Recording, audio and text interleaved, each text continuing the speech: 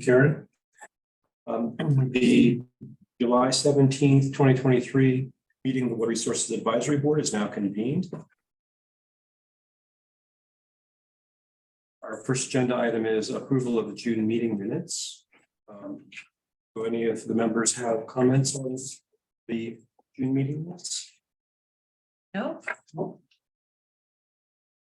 I have a few, and I don't know if it'd be easier to bring it up on the Well, I screen. have a paper copy I can just jot notes on if it's. in the Okay, meeting, that's so- fine. On the top of page 2, just before the executive summary section. Okay. It says this item was presented prior to item 4A. Thought it may be appropriate to just add a clause saying why that was done. Okay, Something like to provide context for the scheduling of stormwater projects, all right, something of that nature. In the bullet list on that page, the 5th bullet from the bottom, it says comment regarding urgency of conscientious prioritized flood mitigation. I wondered if that could be reworded or maybe just delete the word conscientious. The comment regarding urgency of prioritized flood mitigation. okay, On page 3, in the bullet list, the 5th bullet down reads comment about correlation of titles for clarity. Consider rewording to say comment about making project names consistent between the CIP fund financial pages and the associated cost spreadsheets. okay, very good. The 3rd bullet from the bottom on that list says questions regarding timing of bonding. Consider adding for the SBC flood mitigation project. And then likewise, the next bullet below that about timing of land acquisition mitigation, again, add for the SBC flood mitigation project. All right.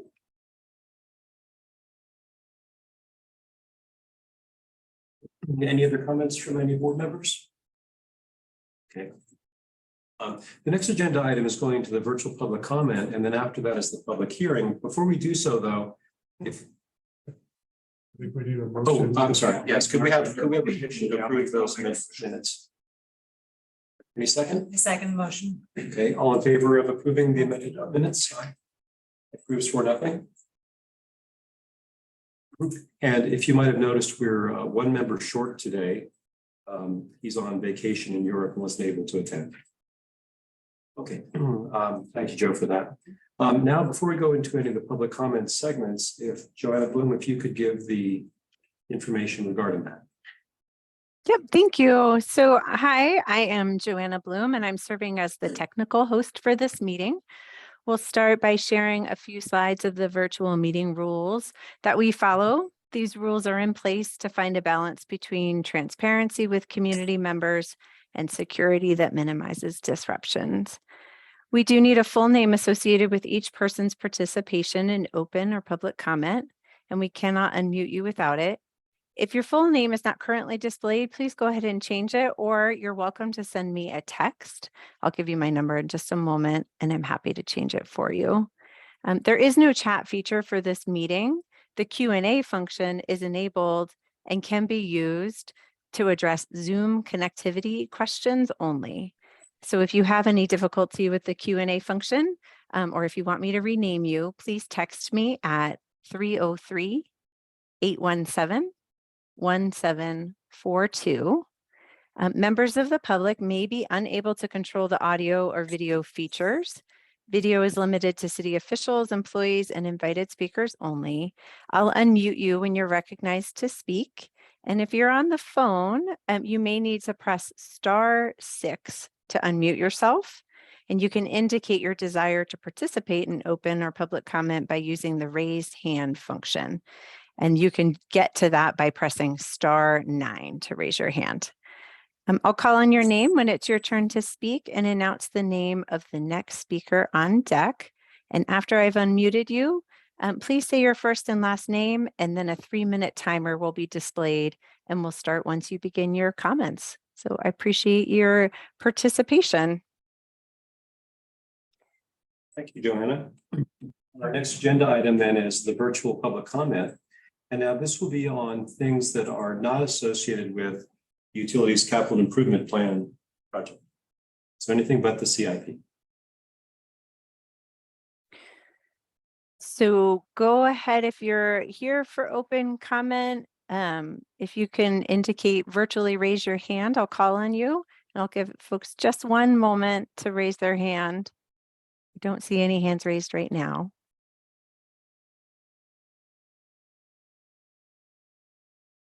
Okay, I don't see any hands raised. Wait, we have one last hand raised. Lynn Siegel is here, and Lynn, you should be able to unmute yourself. Throngs of people that are want to talk to you about our high water bills and about CU South and all the expense and about everything, and nobody wants to talk. And I spend hours writing letter to ask you a lot of questions about after sitting through 4 or 5 hours of meeting, and I get nothing after I've sent 3 different times. Then I get the city writing back and saying, what do they say? They forwarded it to the boards. The recipients are aware and they may not have capacity to respond. So do you not have capacity? I'm asking you. I have questions. You aren't answering them. Do you have the capacity to answer them? The city considers this matter closed. So is that what I do? Stay up all night, going through your meeting very carefully and asking good questions and then getting no answers? Is that just the matter's closed? So should I just not bother? I guess I should just get off this Zoom, because what's the point? I have no input. Nobody cares about what I'm asking about. I need to know things about my city and about what the RAB is doing. Is it unreasonable for me to ask? What do you want me to do? I'm asking you. I forfeit my time for you to answer that. I don't want to waste my time. Tell me.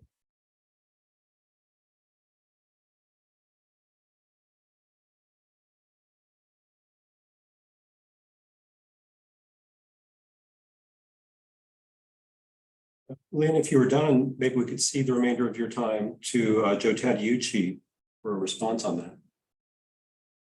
Maybe see if there's other public comment and we can. Okay. The suggestion then, Ms. Siegel, is I go by we'll respond Lynn. back to you Lynn, at the end of the public comment. pardon? We'll respond back to you on your concern there at the end of the next section, which is the public comment on the CIP. Okay, then I'll use up the rest of my time. And thought if there I are thought- others for just general open comment. You can reply Pardon, after. Joe? Go ahead. What were you saying, Joe? Oh, I was just clarifying Okay, yeah, that we're Uh, waiting till the end of the initial public comment, the more general one, to see if Gotcha. anyone else Yeah. is speaking. okay, yeah, generally, I'm concerned about my water costs going up and up and up. And some people, aren't independently wealthy in Boulder and can't afford all this. And I get some help because I'm low income, but then what? I've used up my help.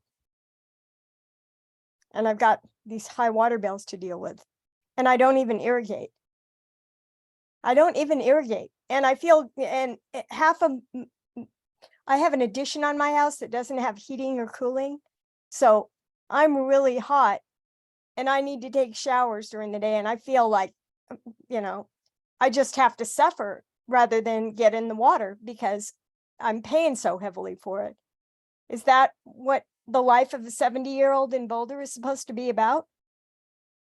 Scared of every inch of tap water that I'm using to just survive, just to have enough to drink or enough to keep me cool a little bit? Is that what my life's reduced to in Boulder? Just asking. Done.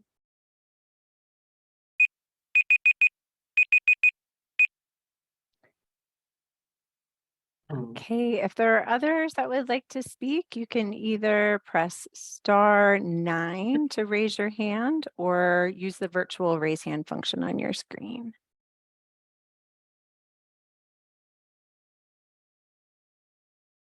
Okay, I am not seeing any other public commenters. Joanna, I think I saw Richard Harris name pop up just a moment ago.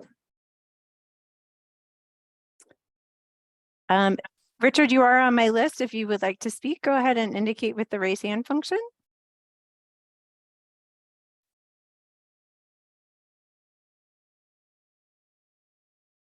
Richard, I've unmuted you. I don't want to put you on the spot, but if you do want to speak, you should be able to unmute yourself.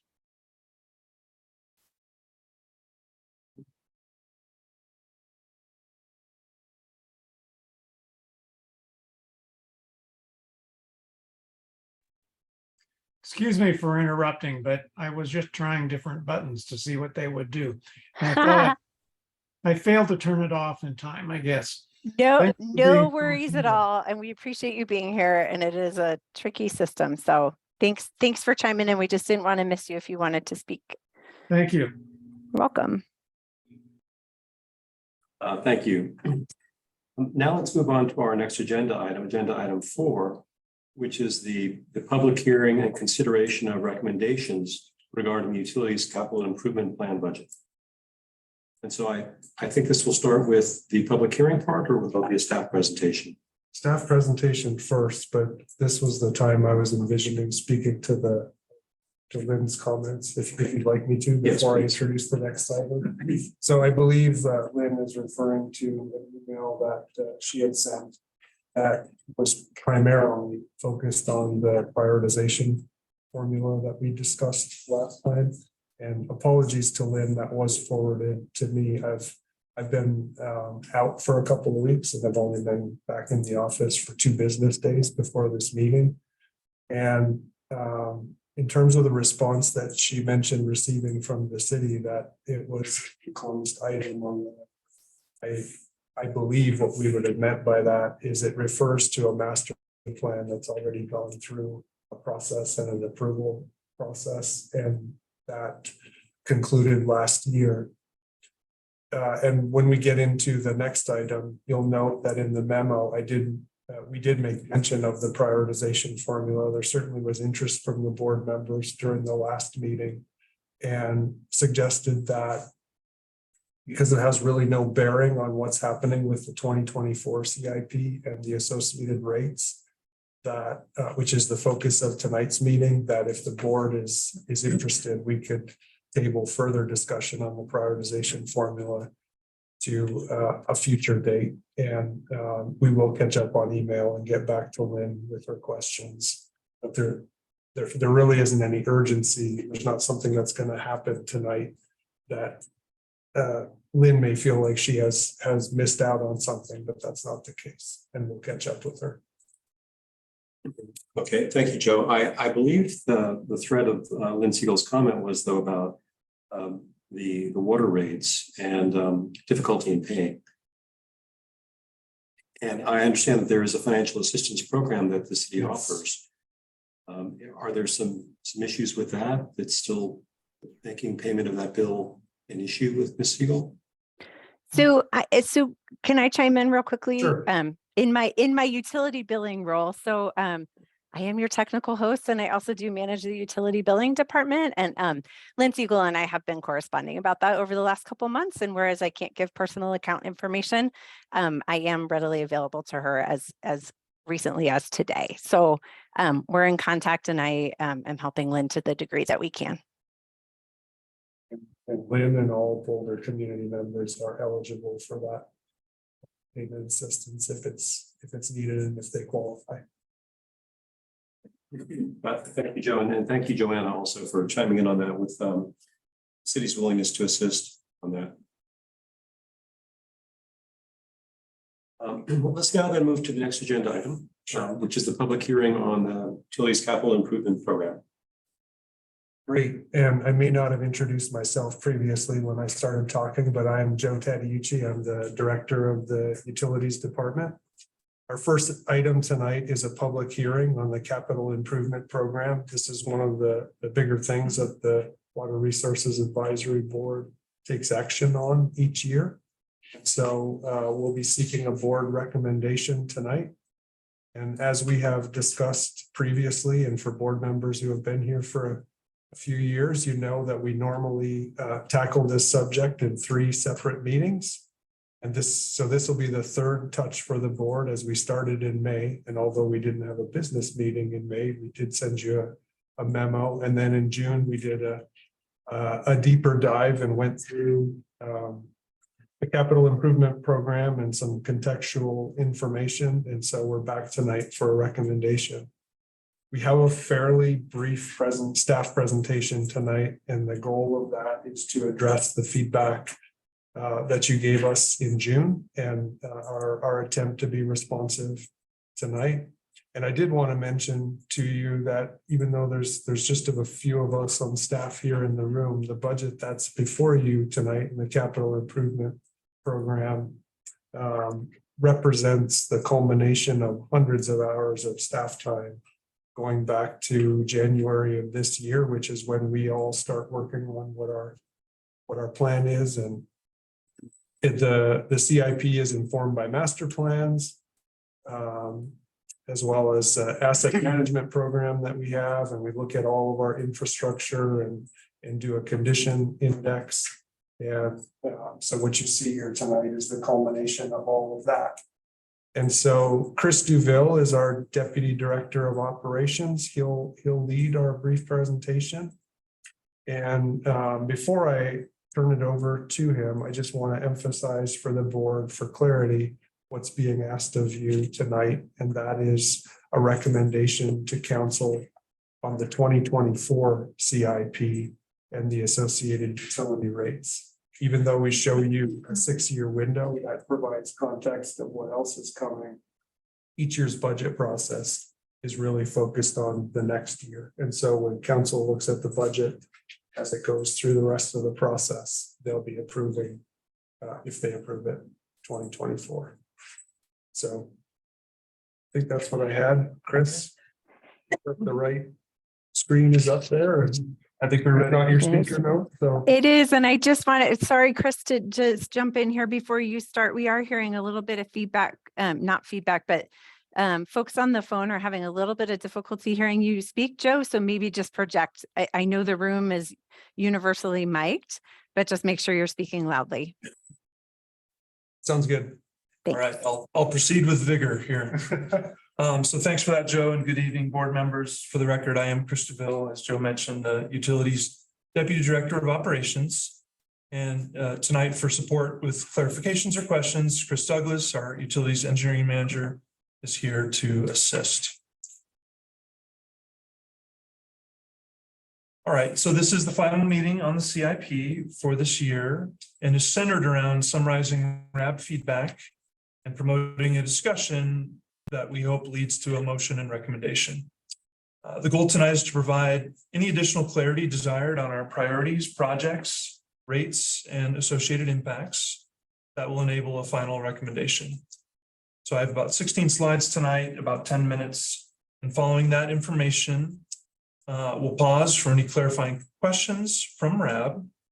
Then we'll move to the public comment, public hearing portion of the item. And then we'll end with RAB deliberation and a motion/recommendation if we can achieve that. So this is a slide that we shared last year, but believe it's still very relevant today and summarizes one of our key messages with respect to the CIP. That Utilities owns, operates, and maintains a vast set of complex systems and assets. The backlog of rehabilitation and replacement needs is large. Reinvestment in critical infrastructure is necessary. And we're recommending a strategy of proactive fund management with avoidance of high rate spikes. So to spend a moment on the message of reinvestment in our critical infrastructure, we believe that the proposed rates and planned bonding schedule will enable that goal. So you may recall from last month, we lifted up the Utility Condition Index, or UCI, and how it's used to monitor and manage system assets and influence our capital project priorities. So this simple graphic here is just to convey the message that our current goal with the UCI is really to stop the decline in the value.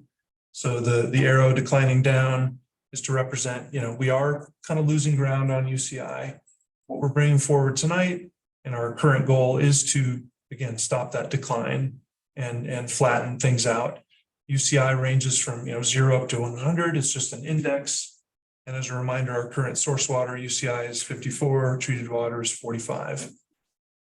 So eventually the goal of this board and future boards may be to increase the UCI value and drive it back up to a goal that's consistent with an elevated reinvestment schedule. Just to be clear, we have been losing ground on the UCI, and our current strategy is to stop the decline, and just wanted to convey that tonight. Last month in June, we received 3 main comment themes from our meeting. I'll talk through them now. So as context for the CIP, we did discuss the flood project prioritization framework. Simply put, the framework has no impact on the 2024 CIP. The framework is intended to influence the future years of the CIP as we work to advance flood mitigation for all major drainage ways, consistent with the approved vision plan timing goal from the comprehensive flood and stormwater master plan. We certainly welcome further dialogue about providing clarity around the mechanisms of the framework and the raw data. However, we are opposed to redesigning the tool or manipulating the framework.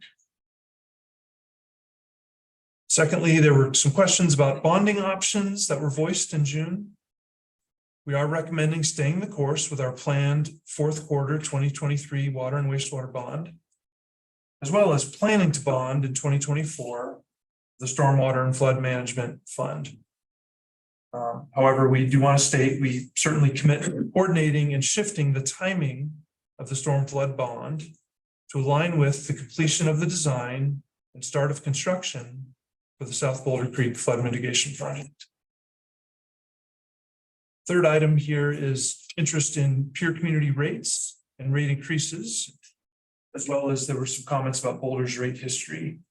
And I'll cover those aspects in the next few slides. So for context, here's a 30+ year history of rate increases for the water fund, which are ranging from 0 to 14%. Those are the historical approved values. And for additional context, we wanted to overlay the occurrence of major bonds in the recent years, basically within the 20-year window. And they're shown in red here with arrows coordinated in the years that they were, the bonds were sold and that revenue was obtained. So you can see, upwards of $100 million of water bonding that's currently part of the debt cycle. Here's the same information for the wastewater fund. And so again, a 30-year history, and you can see the approved rates. Want to note the 30% rate increase in 2015. This was a consequence of the 2013 flood and really in response to newly identified priorities for rehabilitation and replacement of large portions of the sanitary sewer collection system. And those priorities have been advanced through a comprehensive annual program of sewer lining. Here you can see the same major bonds and the times that they occurred. I want to make note of the $45 million bond in 2005. So that's almost done with repayment. But this was used to fund major upgrades to both liquid stream and solid stream processes at the wastewater facility, the water resource recovery facility. And to accomplish that, back-to-back years of 20% rate increases were used. And this example represents how we coordinated a large bonding effort with several years of elevated rates. Last one, the Storm and Flood Fund.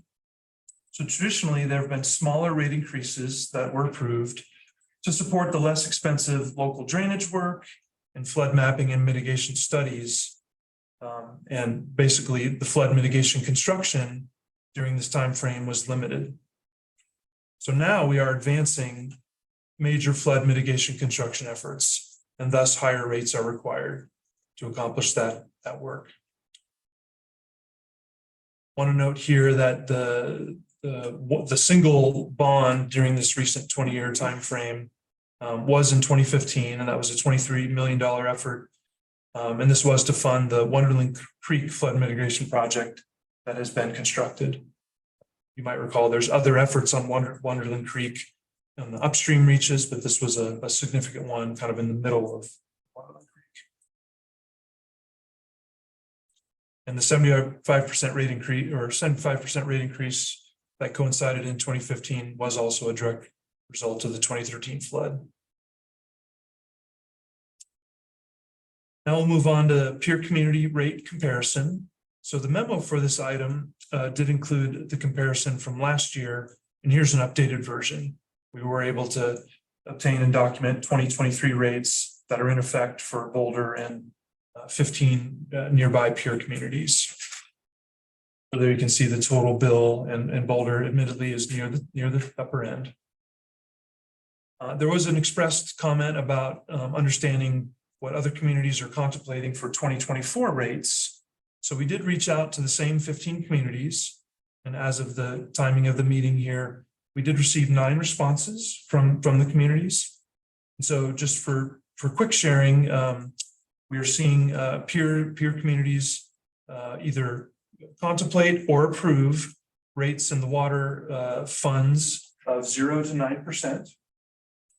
In the wastewater funds, 0 to 12%. And in the stormwater or storm flood funds, for those that have it, 0 to 18%. So that's the feedback we can provide tonight on peer communities. And we note that not every community has the same budget cycle and the same timing of when they would lift up rates and make approvals. But that's the best information we can share tonight. And here's another peer community comparison slide that we've shown in the past. Since not everyone has a storm flood fund and not everyone has needs that are similar to Boulder, we do want to lift up just a water and wastewater only peer community comparison. So here it is for the same 16 communities, Boulder included. And so we slide down the scale slightly when we look at just water and wastewater alone. Next slide, you probably have the recommended rates memorized by now, but here they are again. So 8, 8, and 10 is what's being recommended and contemplated tonight. And we shared last month the anticipated average bill impact of 8.4% for a single family residential, around $10 a month. For our other customer classes, we do have the multifamily residential as well as commercial, industrial, and institutional, or what we refer to as the CII customer class. So here are bill impacts, assuming approval of the rates. And just to note, these are examples of real customers, but other customer impacts in these classes will be slightly different, but they're going to be in this general range. So one footnote to mention is you can see the mobile home park line item listed there. And so the anticipated impact for this example, manufactured housing community, is around $6.50 per unit. And you can compare that to the, again, $10 per month average for a single family residential. So just wanted to note that the $4,000 impact can seem quite large, but when you, again, divide it down by the number of units in this example, there you have the comparable result. So with that brief financial summary, we wanted again to hit the highlights from the feedback we heard. We now want to open it up for any clarifying questions from the board about proposed rates and impacts. So yeah, what's on your mind that we can help clarify or expand on tonight? Questions from the board? While you're contemplating, just normal process would be get clarifying questions from the board, then do the public hearing, hear what feedback there is from the public, and then your deliberations and discussion. I guess I do have a question about the rate increases and the affordability program. I think we all appreciate that inflation has impacted everything that we're buying at the store and when we go to the gas pump and everything. So that doesn't mean that it doesn't hit some people in our community really hard to have those rate increases. So is there an intent to increase the affordability program or dedicate more funding to those programs to help with the kind of rate relief that some may need in our community? Take a quick answer on that. Thank you for the question. I think for sure our plan is to have the assistance program be a living ongoing program and modify and expand it as we are able to. I don't have the specifics of what might be out there next.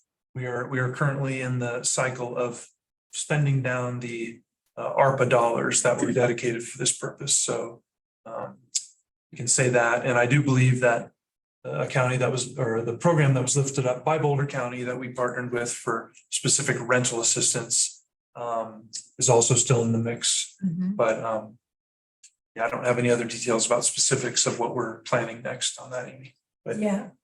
I agree with what Chris just said, and I know Joanna mentioned earlier that she has a role with the billing, utility billing, and overseeing that. And both Chris and Joanna have awareness of how we implement the senior assistance programs. I haven't been hearing that there is a large group of people or anyone whose needs are going unmet. But I feel just from my role as a director of the department, that has to be part of our program and part of the equation. If we're going to keep up with the infrastructure needs, having a safety net for, I think the reality is most people in Boulder can pay their bills, but for those who can't, having that safety net there and partnering with our housing department and the county and other agencies to help. So that would be my intention for sure, to keep close tabs on that. You mentioned that one of the objectives was to try to avoid, erratic spikes, which obviously we've had few of historically that were probably kind of out of our control. But do you guys try to project when you have this set of numbers of capital expenses going forward? Do you also sort of try to project at least roughly what those rate increases might look like through that 6-year period too, and then try to kind of keep them a constant rate, or is that you try to sort of do that ahead of time, or is that more of a reactive thing year to year? For sure, we project, and working with Graham, who recently left the organization for another great career opportunity, and some of you might remember Ken Baird, who was our finance lead and now is with our planning department. We for sure look ahead and try to manage the things that are coming and what we're going to bond for and how that's going to impact rates to keep them smooth. The couple that Chris showed in around 2014 or 2015 that had huge spikes, it's funny how the details start to fade, but I do recall going to council after our RAB discussion with a relatively modest rate increase, and the feedback we got, because there were community concerns with wastewater backups and the stormwater and flood, what council asked us to come back with a more aggressive rate package. And so that's why I think it was 2014 or 2015 you saw a huge spike. That was in response to council feedback. Wonder if some of the feedback we may be getting on this matter is that, this percentage may stay the same, but the dollars are getting a little bit bigger each year. So that may be part of the concern on the on the ability to pay question. Yeah, for sure. It's like a giant mixing board that we're looking at, and the asset management and the master plans and the recommendations, thinking about our staff capacity to advance the projects. And I would not personally welcome a scenario where when Chris shows the comparison to peer communities, while we're at the higher end, we're still within the range of the neighboring communities. And I think it starts to get really difficult for us if we're at the top end and disproportionate to everyone else. So we have to look at that. We have to look at inflation and cost indices of construction projects. And it's all of those things that we're constantly processing. One of the things that occurred to me, I was looking at that chart where you broke it into the three pieces, was it seems like Boulder as a city or as a community here probably faces roughly at the same external environment and cost trends and technological trends and so forth as most of the other cities in the area on water and wastewater, but we may have a more unique situation from the flood For sure. management perspective. And so I would have expected maybe that component of the, of our costs to be larger, but it didn't really seem to be. Not strikingly so, but it is on the larger scale. And when you look at the bar chart, when all three utilities are combined, I think that's one of the things that pushes us up to second to largest is the stormwater component. It is as big or bigger than others, but not strikingly so. And we probably sound like a broken record, but Boulder is the number one flood risk in the state, and we have the 16 drainages in town and a lot of catch up to do with that utility. And a lot of private property impacts and land use impacts and difficult decisions to make on the projects. The other thing I'll add, just to reinforce a point, I think, just like with water and wastewater, when you do the studies and the designs, that's really the lesser dollar commitment, and the actual construction, of course, costs a lot more. So in the stormwater and flood management utility, we've done that less expensive work of the mapping and the mitigation studies. We're not done there, but that's where the bulk of our efforts have been. So.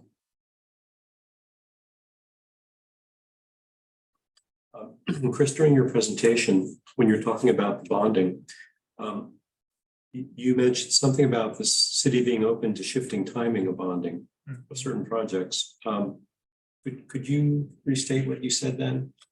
Yeah, I think, we feel very grounded, Gordon, in the water and wastewater bond that we're planning for later this year. There's real needs on the table, and some of which are, already in construction, and there's because of the inflationary pressures, some of that money is honestly the gap for what was approved previously to continue to fund those to completion. But yes, for the stormwater flood planned bond in particular, there's no specified date that we have to bond that project for, like July or August or September. We have thoughts around when that project will be ready, and have been planning for a bond of a certain time, but are completely willing to adjust timing such that it is aligned and paired with the advancement of that project, tipping into the construction effort.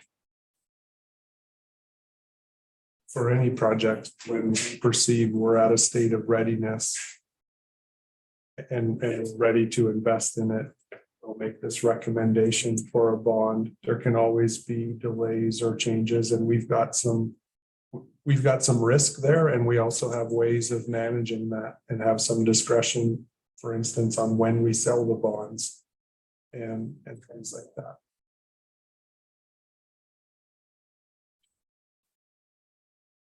To be a little more specific, maybe you heard this previously, so sorry for the repetition. I think we are planning for a late 2024 bond for South Boulder Creek project.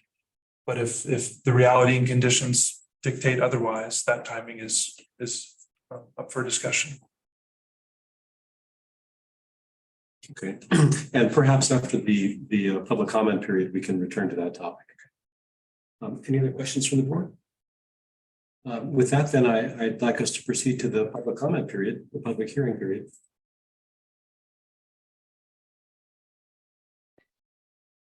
So if there are members of the public that would like to speak, just a reminder to please indicate with the virtual raise hand function or *9 on the phone. And I'll give you just a second to do it. And it looks like we do have Richard Harris with his hand up. So we'll start with Richard. And then if more folks want to speak, I will let you know that you're up next. So we've got Richard Harris first I with Karen unmuted? Holbrook. You are unmuted. So Good. you've Thank got you. 3 minutes. Go for it. Okay, so some of the things that I may ask here, you may have already addressed in the last few months. This is my first time, so if you would forgive me for asking things you've already dealt with, I'd appreciate that. Bottom line is that concerning the so-called CU South property, the voters approved that annexation with some conditions that the city provide funds that will help the university develop the property. And I'd like to know, I'd like to see a running tally updated, say, every month about how much of our water and wastewater bills are being used to cover this.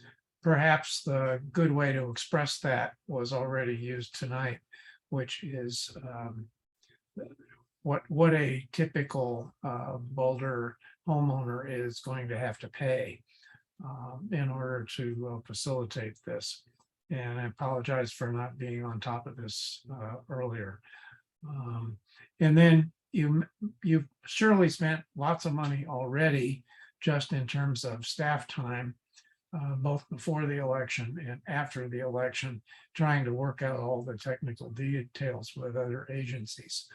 So I'd like to see the estimate of costs going back, say, at least a year, maybe a year before the election.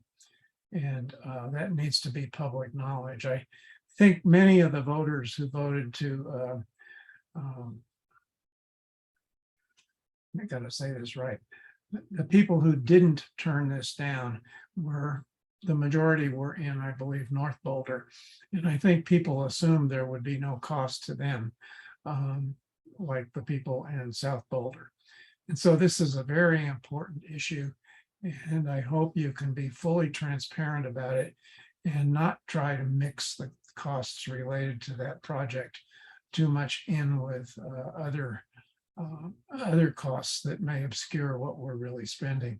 I just heard something about a bond issue at the end of 24, and I think that's one of the things that, if I understood it right, should be considered. Anyway, that wasn't terribly well organized, and it was totally spontaneous, and thank you very much. Thanks so much. I see Karen Holwig with your hand raised. If others would also like to speak, go ahead and use the raise hand function. Karen, you should be able to unmute. Can you hear me now? Yes. Okay, thank you. I'm Karen Holwig, and I'm the past chair of the Open Space Board of Trustees, and want to talk about the South Boulder Creek project that's currently shown in your CIP. The Open Space Board of Trustees in January of this year saw a presentation on the 30% design for that project and still had many questions, especially about the groundwater conveyance system and the impacts on the native globally imperiled plant communities in the state natural area that will be affected by the project. The 60% design update is to come back to the Open Space Board of Trustees at their October 11th meeting this year. And in addition to the multiple different agency approvals that are still needed and the approval of CDOT, there's something that OSBT has been very well aware of and is included in detail in the resolution that we passed at our 2021 meeting. And that has to do with the environmental mitigation plan to assess whether the plant communities are appropriately sustained given the plans and the monitoring that will be associated with that. As far as I'm aware, that work has not been started either. So I question the amount of money being requested for this project in this particular CIP. And I would ask you to think about whether you won't be able to provide a more accurate amount of the money needed for the South Boulder Creek project next year and still have time to include a more appropriate amount in next year's CIP, and thereby continue to do the work on acquiring permits and the environmental mitigation plan in the meantime, but not address the amount of the bond until you more accurately know that amount. Thank you very much.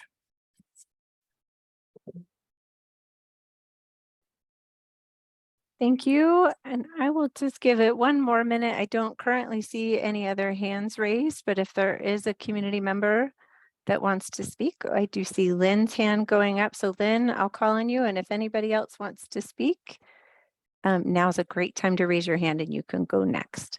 Lynn, you should be able to unmute yourself.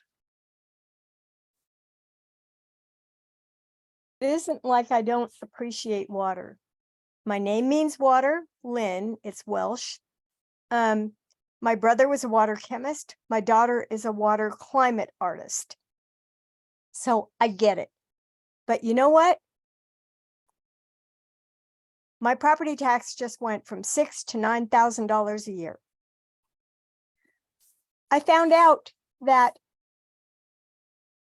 I had $33,000 of retirement payment that I didn't get and that Denver General won't give me because they can't pay retroactive benefits. And I didn't know I had it. I finally got a return. They got a return to sender in the mail 22 years after I left. So a lawyer wants $3,000. You know, there's siding on my house that, speaking of water, the gutter was aimed towards my house before I bought the house. So the water had infiltrated my siding, which is made of, you know, fiberboard. What do you call it? Starts with M. Anyway, it's all eroded away down to the Tyvek. Now, I could be eligible, Joanna, you could know about this, for a low income free loan. After 10 years, they forgive the loan, but my house has to be safe. So I have to come up with the funds first to fix the siding on my house. The addition on my house had resistive heat, and I won't use that because I'm not going to pay Xcel Energy for it. So I'm just freezing cold in my house in the new part all year long and hot in the summer. So I need that fixed in order to be eligible for this loan. And I have to fix some structural things that happened when I tried to open up my attic to make it for storage. You can't get a contractor in Boulder that doesn't cost a huge pile of money. You can't fix things in Boulder. What you do in Boulder is you tear it down and you build it new. And that's a couple $1 million. So, you know, we're not talking cheap money here. We're talking a lot. And yet I go to the planning board on 2206 Pearl for 300 square foot places that they're giving them a parking reduction for, and they're giving them a height amendment for. And people are testifying that their sewer's been overflowed because of this kind of a development, that they're already maxed out. So, you know, we've got enough trouble. And you know what Gilbert White said? He said, it's the people. It's building more and putting people in the line of the water. That's the trouble. So that's what needs to be stopped. And CU South is at the height of it. Thank you, And I'm Lynn, not for paying your for that. comments. Your time is up for this evening. Thank you. If there are others now, oh, Karen, we got an alarm situation. The Google alarm is beeping Hit reset. on the timer.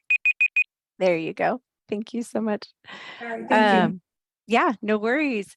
Last call. Any other hands for public comment? I don't see any further hands.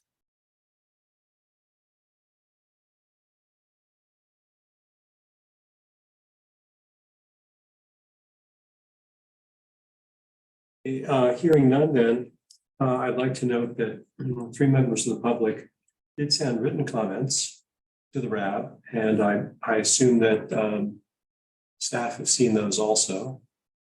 Two. Okay.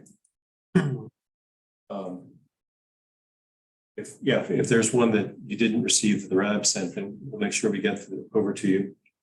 And they had common themes to them.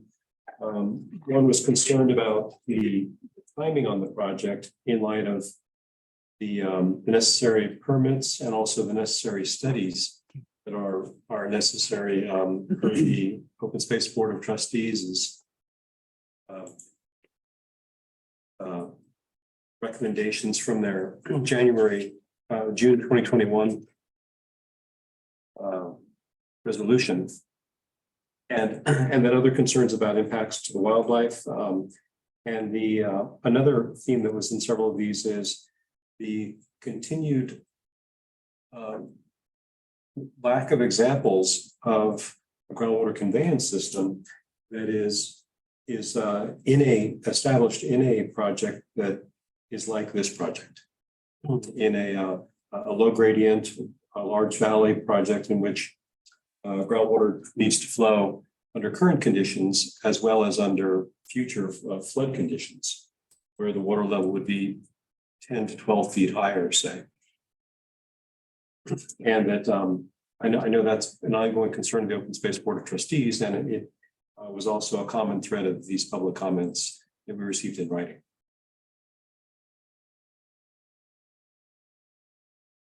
Were you wanting feedback from us on those, or are you just sharing that with the? Sharing that informationally, but yes, since we're kind of moving into the discussion phase, sure, we'd love feedback on that. So on the last item, the groundwater conveyance system, I don't remember the dates now, but we did present examples of that we felt were compatible. A former RAB member who is in the same kind of line of work as myself and Brandon Coleman on dam design also shared an example with us of projects like that. So I think there's differing perspectives on whether those examples are adequate. And one of the ultimately the approval entity that has to weigh in on that is the state engineer, and the sufficiency of and we're talking about sand filters and whether they convey groundwater adequately underground under two different conditions. And I know that Brandon and the team have had those discussions with the state engineer and have not heard any concerns or any barriers to approval. So I guess different perspectives there, and I know how important it is to our open space to keep the groundwater flowing and make sure that the habitat has adequate water for things to grow, and that's really important to our staff as well. And so we want to make sure that the design will achieve that and that it can get approval. I'm forgetting. What was there were two other things. One was concerned about the timing on the bond, in light of Yeah. so much of the design still yet to be done, Right. as well as the other permits needing to be filled, as well as the Open Space Board of Trustees, I believe, had 3 sets of studies that were required. Ms. Holwig mentioned one of them, an environmental mitigation plan, but also the OSBT has a environmental impact statement, an EIS they've requested, and then I think a biological study, and I'm probably getting that term wrong, but these are, all 3 of these are listed in their resolution. Sure. So just starting with the most general, the stage of development that the South Boulder Creek Flood Mitigation Project, we're roughly 1.5 years away from going to bid for construction. And the last large project that we bonded and had a level of complexity and also public interest was the Carter Lake Pipeline. It was a $44 million bond, and we've done other large projects. This is typically the level of development that we're at and the stage of development that we're at, a level of detail where we would, we feel like we have things adequately vetted and fleshed out such that we're ready to make a recommendation for funding. If you wait too close until you're ready, you're going to end up with a undesirable delay built in. And so there's always risk to these projects and running into some delay that we didn't foresee as staff, and we have ways of managing that. So at this point, I feel like for as complex a project as this is, the team has done an excellent job of pre-coordinating with agencies that are going to have to approve it and getting a signal from them about what would be needed. And the project is really well positioned. As far as the input from the Open Space Board of Trustees, not trying to rename them here as part of this meeting, but have given extensive feedback that we've appreciated on this project over the years, and lots of written materials. Brandon Coleman, our project manager, and Chris Douglas and myself, and Dan Burke and some of the open space staff. Dan is the director of the open space department. We meet every other week and coordinate on the needs and the plans for the open space board. And we are seeking to get their approval on the project. There is a formal process that this will have to go through because some of it is on dedicated open space land. And it requires the open space board to weigh in on the disposal. And so we're working hard to meet the needs of the open space board and hopefully get their willing recommendation of a disposal on that. So we have a 60% design briefing on the schedule for the board. And I think January board meeting was mentioned.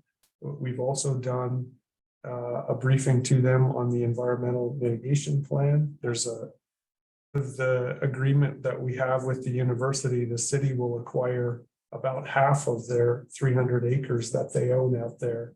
It will either be granted to us for a flood project or for future open space that we can build in some really important environmental features that can be part of the approval and mitigation package. And I think our staff team is really excited about the potential there to transition an area that's really a not fully reclaimed former gravel mining operation to something that has some of the wetland features and grasses and habitat that is there in other parts of the property that has been previously restored. So I see a lot of potential for environmental enhancement.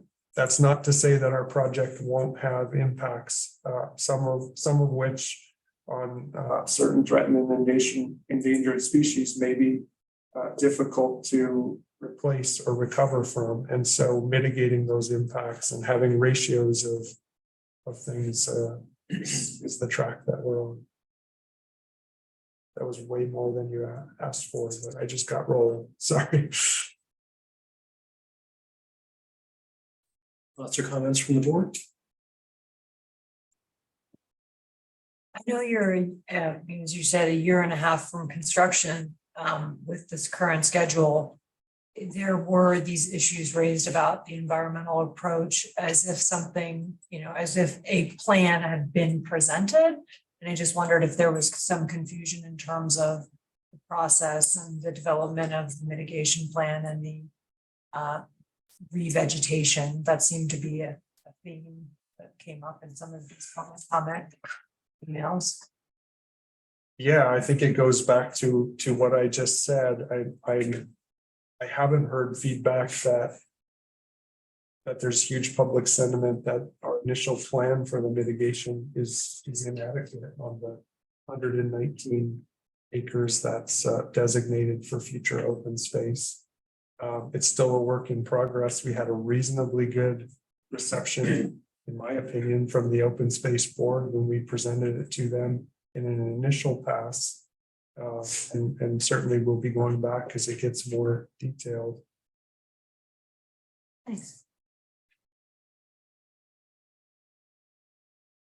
I got a couple of questions or observations, I guess I would like you guys to respond to. I think part of it is that three of us here haven't really been that familiar with this whole effort, and so we've been trying to get up to speed a little bit on the history and the hearings and the process that this whole project has already gone through.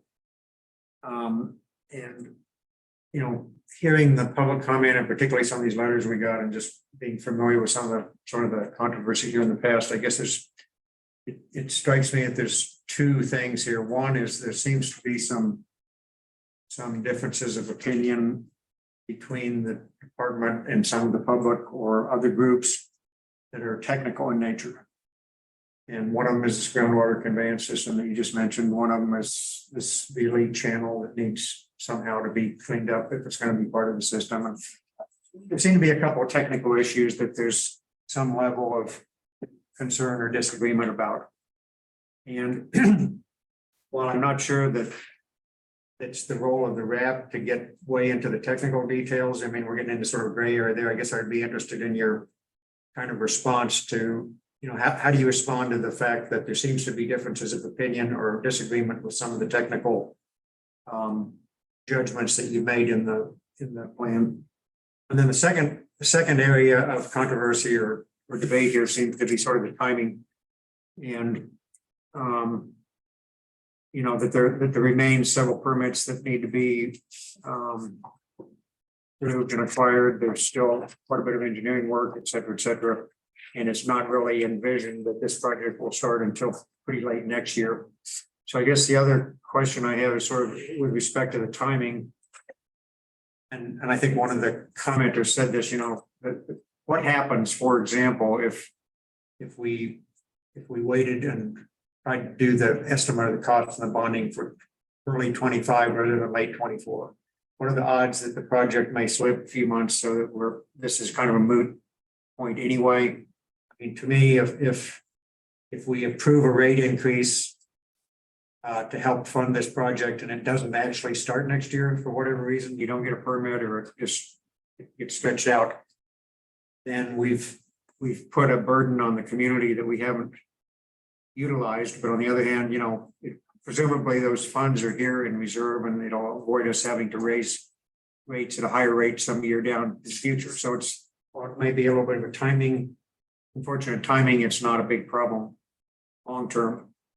What's the problem if we, for example, say, let's wait and approve this next year? What impact does that have on the engineering, on the construction work, et cetera? So I guess, in trying to get my hands around this whole issue, I guess it would be helpful if you guys could respond to the critique out there on both those technical issues and then in terms of the timing or this assertion that maybe we're rushing things a little bit too much here. If you could just sort of respond to both of those, I think would help, particularly the three of us that sort of knew we're here. Sure. And with all due respect, I mean this in a respectful way, but we've been working on it for 25 years.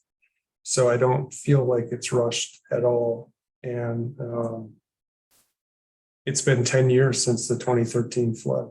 And this project has just experienced delay after delay. And so it's kind of death by 1,000 cuts. What you're proposing doesn't sound like that much, but then it's another thing. And there are two advocacy groups that follow this project very closely. One is staunchly in support of the project and one staunchly opposed.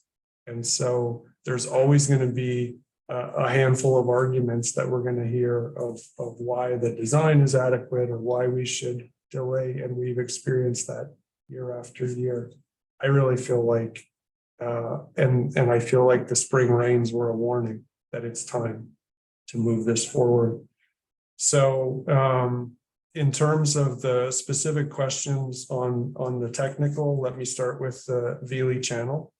And what's being discussed there is currently the channel is overgrown and has a lot of vegetation in it. And I heard just recently this concern reiterated, and I know our team of utility staff and open space staff have been discussing the maintenance of that. One of the things that we run into in utilities is when we attempt to maintain flood drainages, or sometimes we have involvement with irrigation ditches.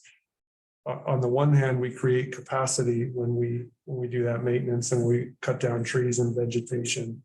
But some people view that as disturbing environmental habitat or destroying it, and really undesirable impacts that way. And so we're always sort of caught in the crossfire of that resistance. I do note from talking to Brandon Coleman that we have modeled the project in its existing condition, and the capacity of it is adequate to convey the design flows of the flood project. We're still hoping to do the maintenance of it. And we're working with open space staff and the Mile High Flood District, who sometimes helps us with major maintenance projects. So it's still on our list, but it's a maintenance item and it's separate from what's in the budget in the as a line item in the flood project. In terms of the groundwater system,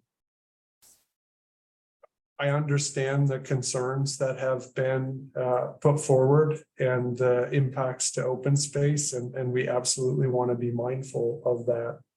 The technology involved, and I don't want to go down a technical rabbit hole, but the levels of water that'll be on the dam, that creates pressure. And that pressure has to be conveyed, and the system that conveys it underground, it'll go through sand filters. It has to be able to handle a number of different conditions. While it's being stated that is a dramatic change from the dam being empty to being full, for us that design these projects all the time, it's not a huge difference, and it can be accommodated. And so certainly there's a difference of opinion on that. And the unique thing about this project is the city of Boulder does not own all the property. That's not unique, but the university owns a portion of it. They're willing to grant the property to us to do the flood project. In exchange, they've got an annexation agreement to annex into the city upon us getting all the approvals. And so there's 308 acres of land that they own, and about half of it they'll be able to use for their development in a future South Campus. The other half, roughly half, comes over to the city for our flood mitigation needs and for open space purposes. There are people who do not want to see that land use change occur, and they've been very open about that. And the way that the flood project is tied to that, it is just a really undesirable outcome for some people. I understand that. But I also know from being in the middle of the negotiations and the just hours and hours that have been spent with the public and with the university negotiating, it's as good as it's gonna get now. And there are some who feel like we should go back to the negotiating table, and I just think if we don't move forward as it's framed now, and the allure to starting over, we'll never be in as good a position again. That is my, having been in the center of it, that is my opinion. And the last thing I will say, we showed the prioritization last month. South Boulder Creek appropriately was at the top of the list because it has such an impact in keeping US 36 open. And because of the flood storage component that most of our projects will not have in undeveloped area, it takes more properties out of the floodplain than most other projects. So to me, it's appropriately at the top of the list.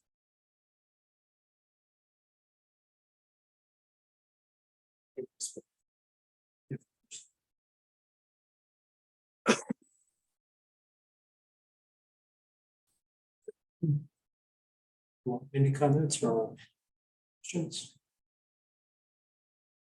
Steve, very openly stated the big picture.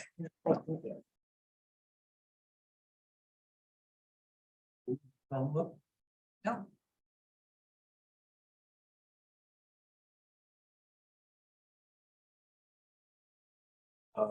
I have no further questions. As many of you know, I've been involved in this pretty extensively since about 2016. So I'm pretty well steeped in all the details, both big picture and under the weeds. So I have no further questions at this time. So I think then the next point of this discussion is to move to language for the recommendation of the CIP.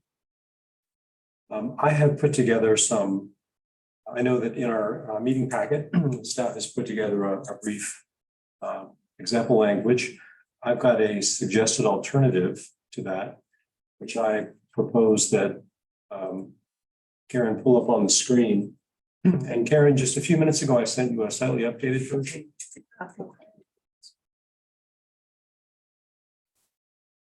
And once it's up on the screen, then we can use it as a basis for fine tuning what our recommendation might be.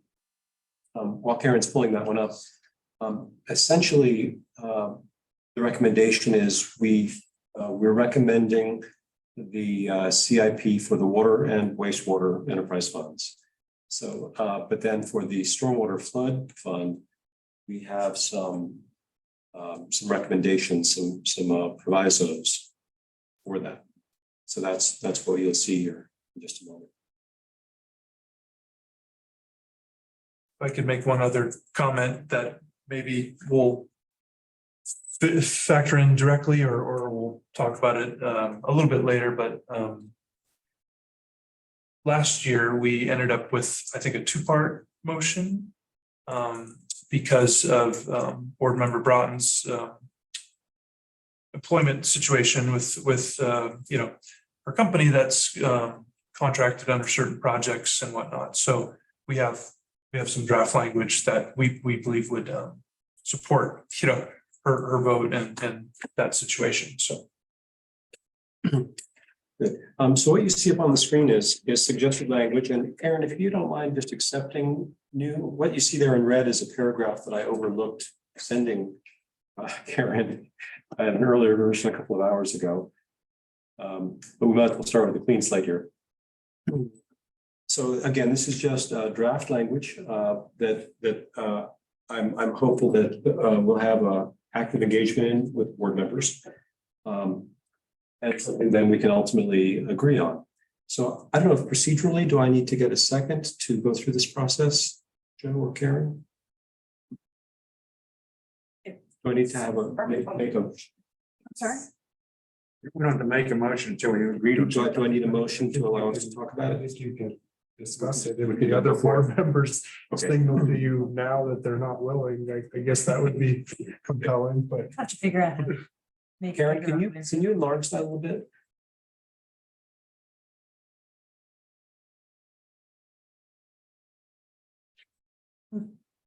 Down in the bottom right is that slider? Yeah. Trying just to find me out. Oh, there it goes. Good. Okay. So the first paragraph is almost word for word of the paragraph that staff gave us insofar as the water and wastewater utilities are involved. So I'll just read it so it's clear to everybody, including those on the phone. The Water Resource Advisory Board recommends that City Council approve the 2024 Capital Improvement Program for the water and wastewater utilities, including proposed rate adjustments to support 2024 revenue increases of 8% in both the water utility and the wastewater utility. That's not quite word for word, but it's paraphrasing what we were given as possible language. So before we go on, then what remains is discussion about the stormwater flood utility. So I don't know if we want to kind of bite this off in pieces. If we want to agree to the first paragraph before we move on to the latter, or wait until we get through the whole thing. Just look through the whole thing first, I think. Okay, yes. Okay. Then it continues, the second paragraph continues as the Water Resources Advisory Board also recommends that City Council approve the 2024 Capital Improvement Program for the Stormwater and Flood Management Utility contingent upon the following conditions being met. Those are three conditions. The first, as it reads, Water Resource Advisory Board also recommends that City Council. Oh, I see what happened. The first part of that bullet got merged. So Karen, if you wouldn't mind deleting first 2.5 lines. Yes, thank you. That's what happened. All right. Okay, so the following conditions being met. First condition, design and funding of improvements for the Veely Channel, which will convey the water released from the detention pond behind the South Boulder Creek Phase 1 flood mitigation dam, become part of the project. So this is the channel that's north of South Boulder Road. It's north of Route 36. And it's sometimes it's also referred to as the Veely Overflow Channel. And it is the channel that would accept the water from the detention pond that has to be released from that detention pond within a 5-day period. Until Joe, you just mentioned to us that that channel can accommodate the flow. That is new information. That's not information that we knew or that the public knew. So the request here is that this simply be an active part of the Phase 1 flood mitigation plan, which perhaps might include the rehabilitation of that. So this piece really is just incorporate the design and future costs for whatever would be needed to make sure that Veely Overflow Channel can fully satisfy its needs in the event of a flood. Is there a reason why that wasn't in it to begin with? In the motion or In the budget, in the plan? just because it's an existing channel and we would consider that maintenance and it's a different budget and a different bucket of stuff. And so if you, hopefully you'd be open to a reaction from me as we go through this. I don't see a lot that's would be an issue for us in that first bullet. But what I just said about it being maintenance, maybe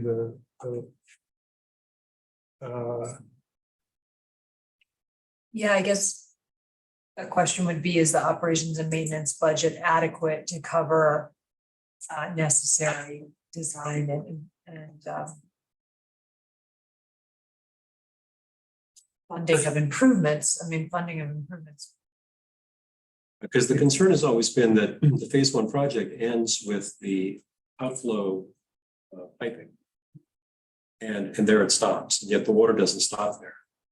And so that's the concern. And I know that's a concern that the public have been raising for years, that this piece really needs to be part of the Phase 1 program. And it's never been acknowledged to be so.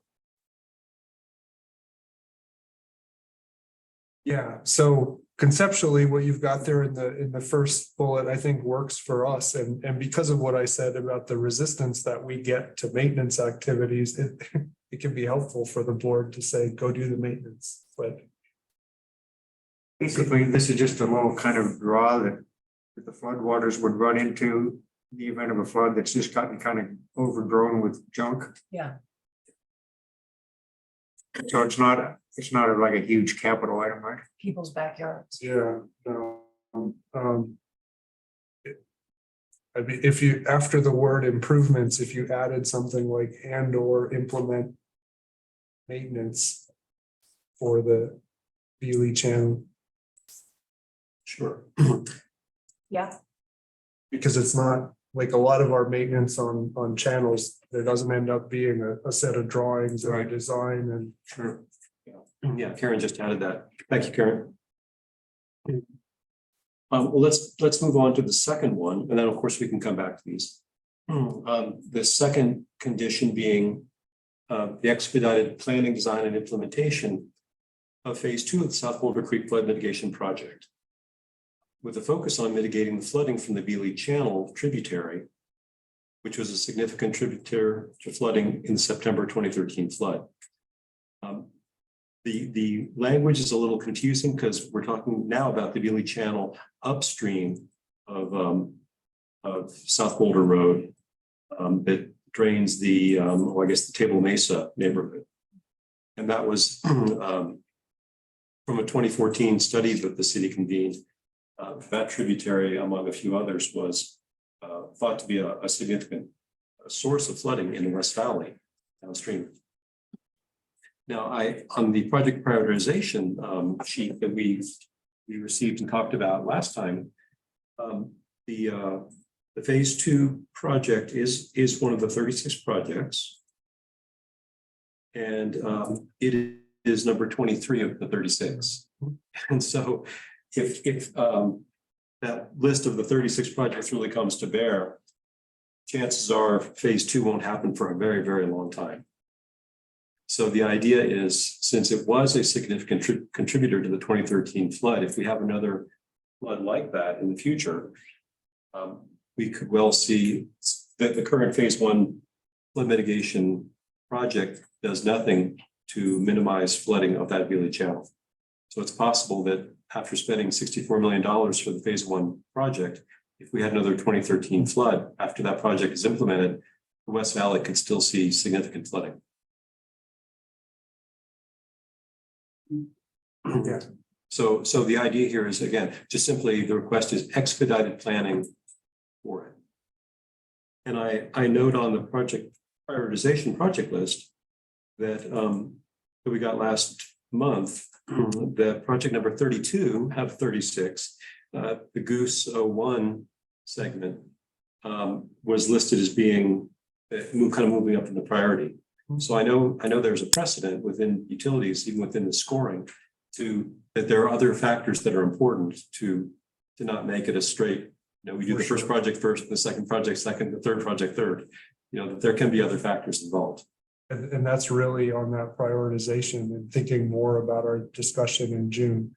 We just need more time to work with that formula and package things. And we've done a first pass, but definitely need to work with that. And Gordon, I appreciated our conversation last week about this, and I had a discussion with Brandon, and he informed me or reminded me that phase 2, the connection between phase 1 and phase 2 of South Boulder Creek is similar to the discussion we had about the stormwater improvements in the Goose Creek area, the business park and the ideal market area that turns into a pond. We have stormwater improvements planned there, but there's got to be somewhere to receive that water. And that's reach 6 of the Goose Creek flood design. And so Brandon, when we talked about this last week, I think we for sure can work with that, but it's the same type of connection. Before we could not do phase 2 first. because then there wouldn't be anywhere for that water to go. There are components of phase one that have to be done in advance. So I think with that explanation as some context and background,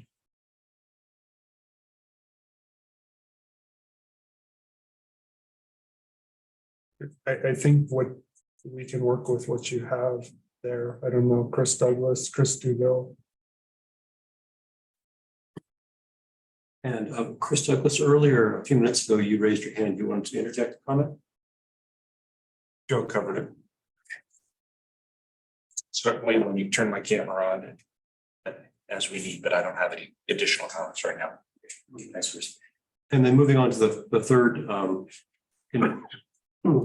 it reads, construction of the South Boulder Creek Phase 1 flood mitigation project not begin until the conditions placed on the project by the Open Space Board of Trustees in their June 9th, 2021 resolution to City Council are met. And those were the things we touched upon a few minutes ago this evening. It included, if I recall correctly, all the permits needed to be granted, which is of course the condition of utilities, but then also implementation or completion of a environmental impact statement, of the environmental mitigation plan, and then the third one, which something like a biological assessment plan or something like that. And so those would be, so this is just, this is present partly to make sure that June 2021 resolution by the OSBT just doesn't get lost to history. It sort of helps, it helps that resolution rise a little closer up to the surface in people's mind. Yeah, I don't have the June 9th resolution in front of me. I could probably find it. The Open Space Board has had a fairly lengthy amount of input on this over the years and things that they've written to council about what should be in there. And I know it is our intention as staff and open space and utilities to satisfy those conditions. I think as we're starting to talk through them in detail, there may be things where that weren't contemplated, where something that's being recommended is in conflict with another part of the recommendation somewhere else. And so perhaps saying are met, just like black and white period, versus are substantially met or something like that is often how that kind of thing is handled. Could we say are met to the satisfaction of the Open Space Board of Trustees? Yes. Joe, if I may, just a clarity, Chris Douglas, I'm the utilities engineering manager. I believe that initial memo or the memo by the Open Space Board of Trustees it's really in conjunction with their process of the disposal of the property that's required by the OSBT. So that memo is in conjunction with their process that they still need to go through to schedule. We're in this starting in October, discussing with the OSBT, and we're looking at early 2020 for that disposal process. So it's really in conjunction with the OSBT's disposal process. Is really, I think, the heart in around with this memo relates to that process. And we're talking here, can you look to see if that's the one that Dan has been referring to as Let me look. I think that's sort of our Bible in what we're trying to accommodate? There's definitely one open space document that we're Yes. using. I've got it here.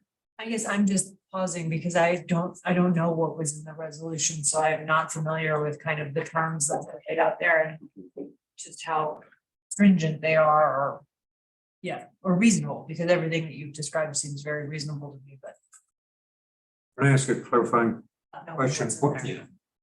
Is this, when I first heard that, I thought it was a little bit redundant, because doesn't the Open Space Board have to grant certain approvals to us before we can move ahead with this anyway? Yeah, and that they've effectively said their future, they've signaled to us that their future consideration of disposal is contingent on us meeting these conditions. So in a way, this is sort of redundant with the situation we already have, then, right? Well, I guess because the OSPT is one of the, if you will, kind of a permit approval kind of entity in a sense. Okay, yeah, so in that sense, the third bullet is somewhat redundant.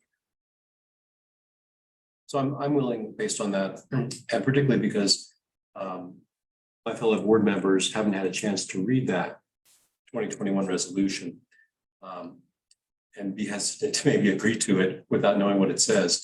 I'd be willing to remove that third condition, that third bullet.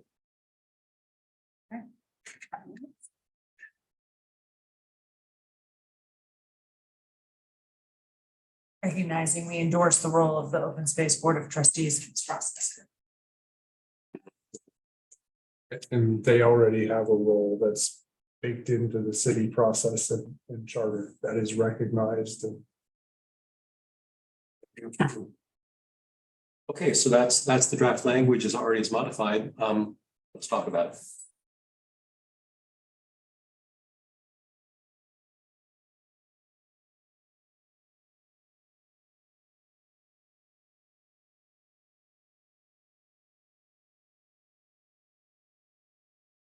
Comments from the board?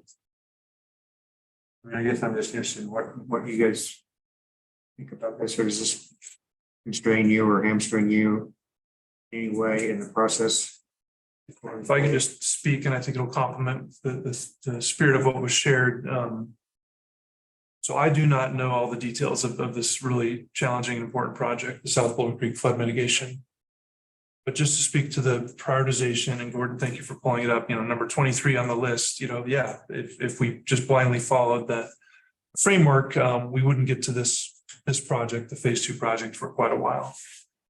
However, if it's such that the Veely Channel is picking up a lot of stormwater flow or flow other than what originates from South Boulder Creek, I do feel that would be a valid way to still live within the framework, but acknowledge these other drivers. Because my loose and potentially naive understanding of the phase 1 project is that is really to detain the South Boulder Creek flood waters. And the controlled and slower release back to Veely Channel from the outlet works. I mean, that really fundamentally is the project. So the West Valley is positively impacted by this first project, even though the remaining work still needs to happen in phase 2. So sorry if that's stating the obvious, but I think my understanding is there is benefit to the West Valley from this first project for sure. But if additional significant inputs of storm flows are originating from areas outside of the South Boulder Creek, or drainage area, I think that would meet the spirit of the framework to discuss elevating that in priority.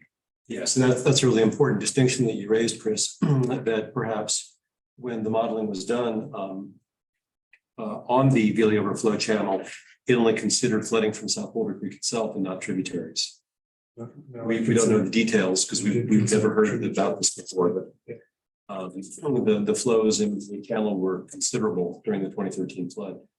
So it would be nice if that information was shared with the public, because that's an ongoing concern for the Greenbelt Meadows folks who would be directly impacted by overflows of the Veely Overflow Channel.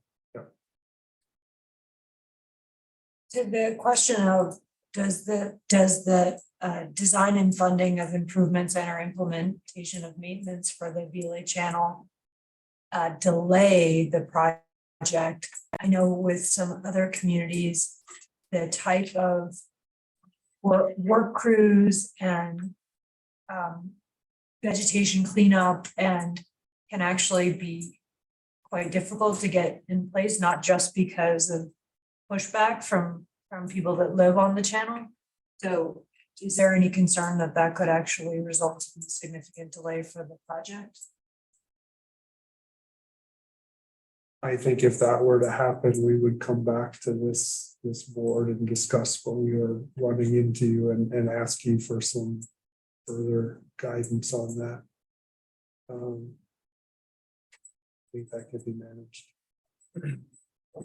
And Chris, And Joe, I think that's valid. Within the project timeline, it's just there's some work that we need to do in timing for the South Boulder Creek project. But remember, it's a multi-year project. So there is opportunities to work, without looking at, in the details at this point, but we can look at those details and look at the appropriateness of the timing of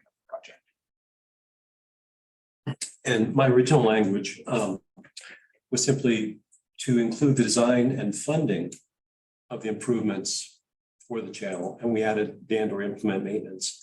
So in other words, I just want to get it on the books, and it's part of the design process, and the cost estimates come up for it, which presumably would be implemented. So one idea possibly on that first line of the first bullet is remove the word implement for the word maintenance. So in other words, design and funding of improvements and or maintenance.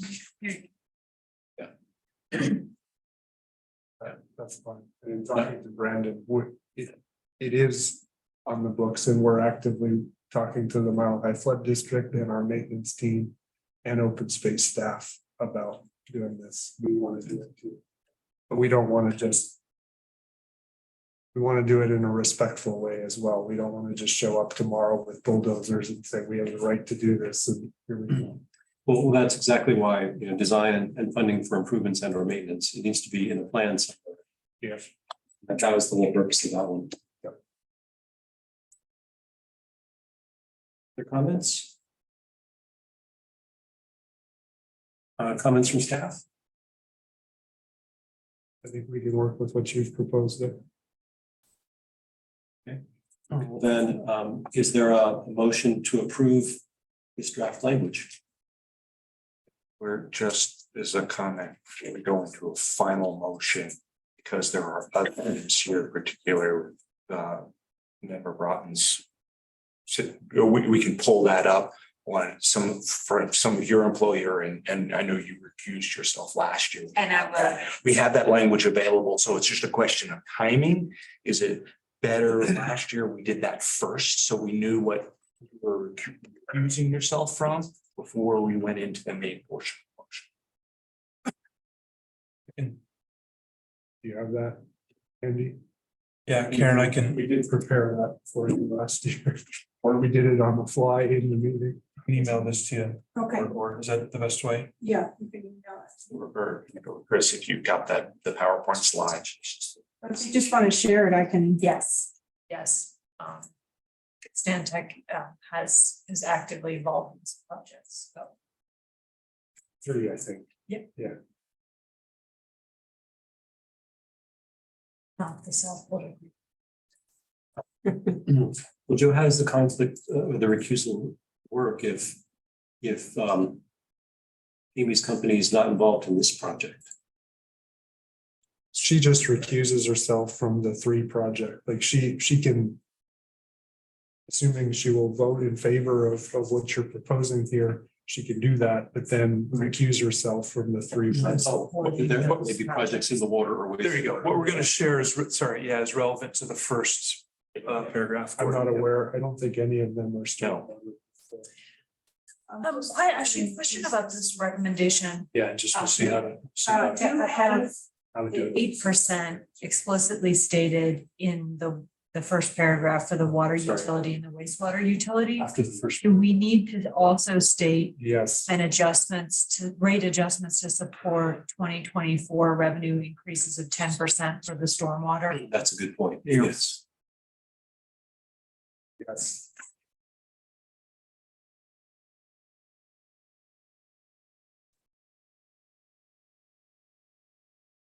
All right, I think I copied and pasted from the slide, which was intentionally larger font so we could all see it. So the other board members will.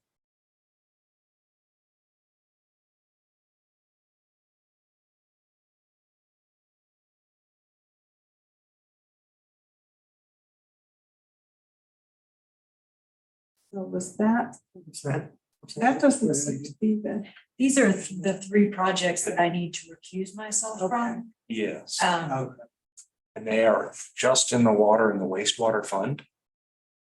So if the board wanted to, we could remove the reference to flood storm management utility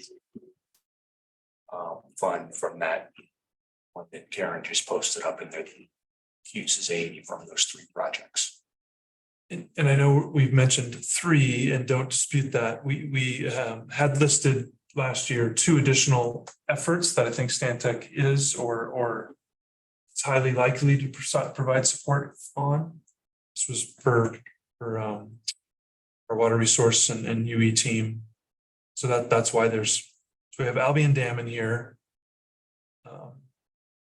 And then the watershed hydrology and watershed EAP and seismic analysis is work that Stantec is helping us out with. And a lot of these projects in the watershed is related to Stantec's dam expertise. So that if essence anything related to Albion Dam and the watershed work and the Barker Dam work is really right now as we're moving forward is their dam expertise.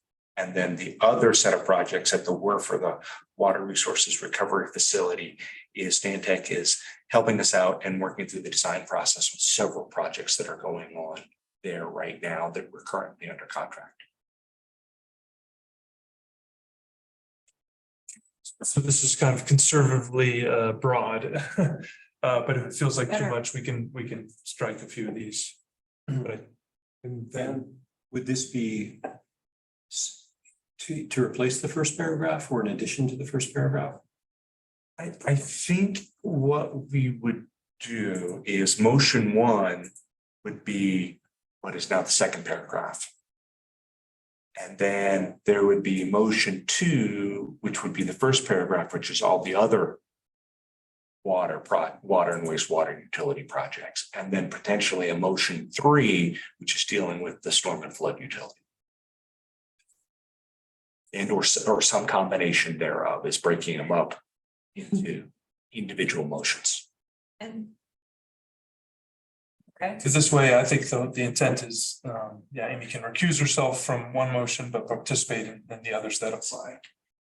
And you're right, Chris, my apologies. I didn't send Karen the second half of what we ended up going with last year. Will you do that? And then in your revised third paragraph, I think the language needs to mimic the first paragraph where you say including proposed rate adjustments to support 2024 revenue increases of 10%. Yeah. Contingent upon the following.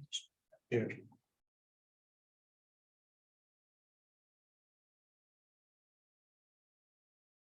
So complicated, might be easier if you just change jobs. I know, apologies. Well, it is very important that we acknowledge that I am not advancing projects that benefit the company.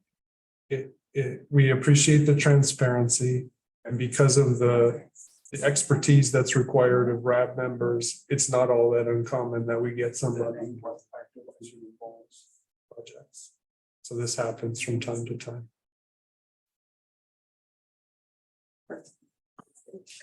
And for anyone in the public who's still tuning in, we're just doing some modifications to this language for the RAB CIP recommendation, principally because one of our members' company is doing work. The projects that are in the second paragraph that you see on the screen and maybe soon to be a third paragraph are projects that one of the members' companies does work in. So as Chris Douglas suggested, we'll split language you see on the screen into 3 different motions. And so the member whose company works on those projects listed at the top of the screen, you can see, will recuse herself from voting on that motion. But we'll be able to vote on the other motions.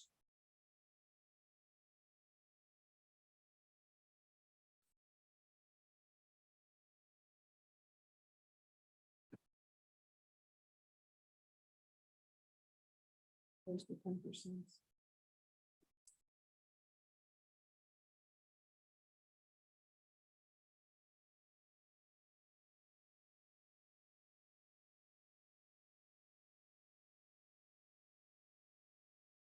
one of those group editing. There's not a ton left after this, so we'll be, pressure's on Scott, we'll be quick. It's fun stuff.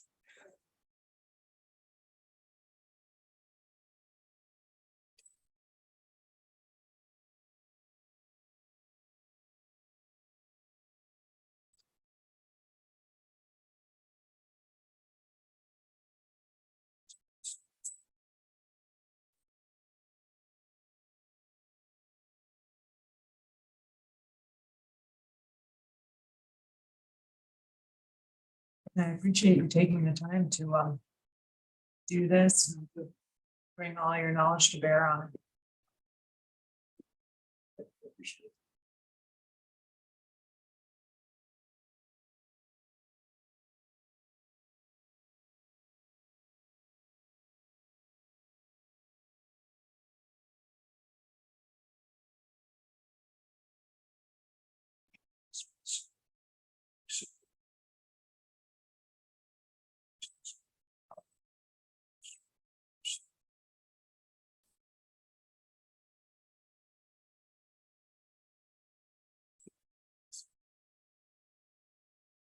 Yeah, I'm talking about the next item. So we'll be done for security.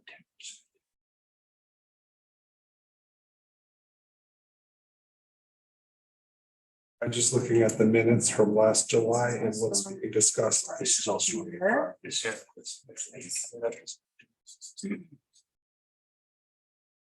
While we're waiting, related to rates, I think a few expressed getting extra copies of the Yeah. mailer that went out, so take as many as you'd like. Share with all your friends at your gatherings and future encounters, so. Yeah. Because I know Bergman in particular wanted extra Yeah. copies, so And we certainly have more beyond just tonight, but we will make sure John receives a number of them, so, yeah. but thank you for having those available. Yeah.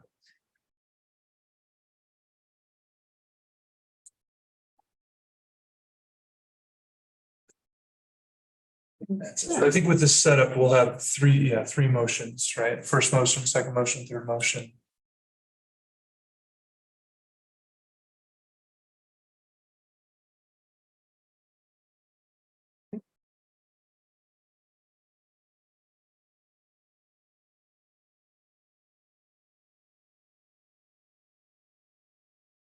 And so I wonder, I was asking, while they're working on that, what's coming up on the rest of the agenda? Scott Colson will do a presentation on the Keep It Clean Partnership, I think like 4 or 5 minutes. We've got 2 really brief matters items and then the upcoming agenda on the staff side of things, so maybe another 10 minutes or so. No need to order pizzas, it looks like at this point.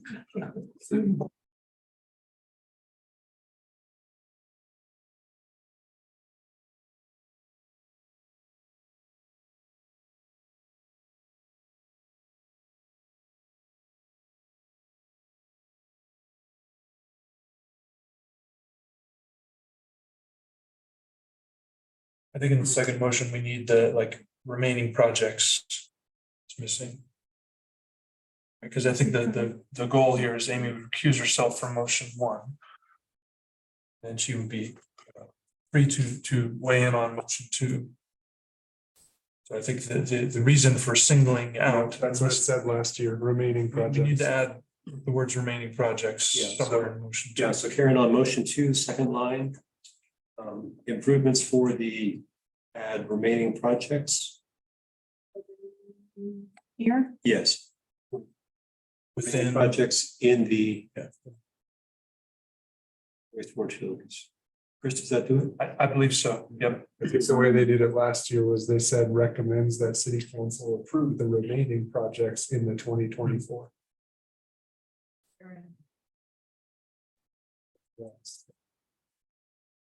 That could work too, yeah.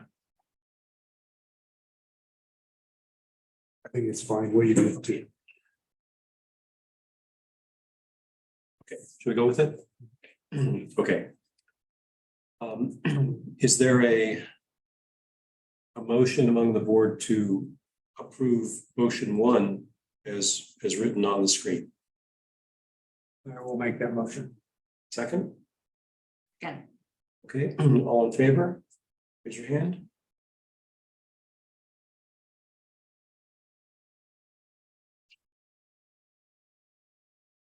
It's gonna be 3-0, Karen. Oh, I'm sorry, that was- Rotten recusal. I'm recusing myself from that. And you may as well add me to that list also, Karen. I'm sorry. May as well add me to that list also. Dean McCurry. Oh, I was just, She just this said, is the, oh, who nominated? who nominated, who seconded. sorry. Those are just my notes so that I can put. that. Sorry. Okay, is there a motion to approve motion number 2 as it's shown on the screen? I'll make the motion. Second? I'll second. All in favor of motion number 2? Right. It's approved 4-0. And then is there a motion to approve motion number 3 as it appears on the screen? You make the motion. And is there a second? Second? Good. All in favor of motion 3? Aye.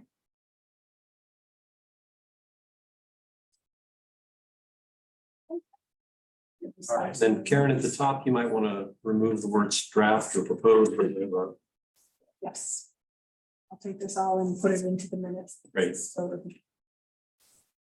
All right, well, thank you, staff, for that dialogue, and thank you, board members, for your input on that.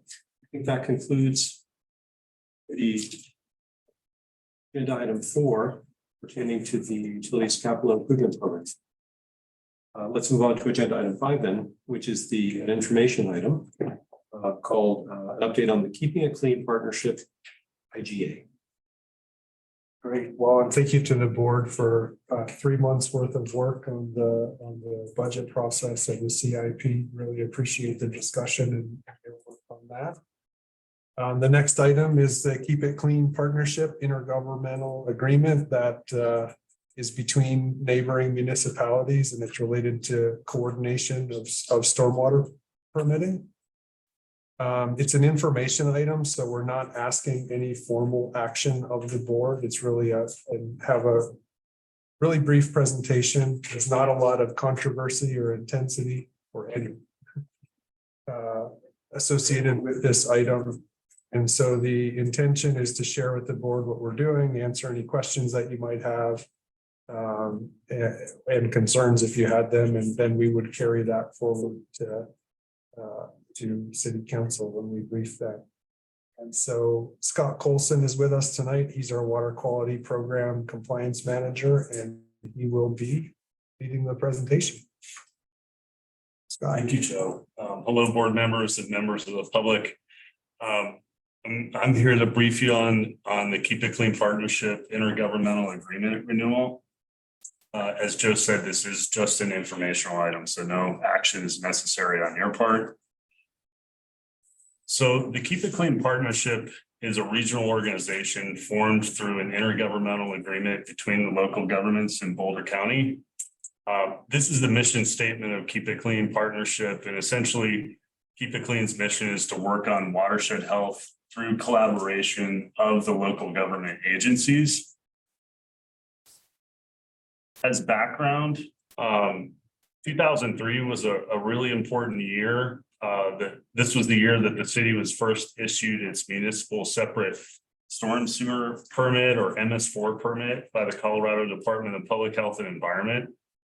This is a Clean Water Act permit that requires the city to maintain a program that protects our stormwater utility system and our water bodies from pollution.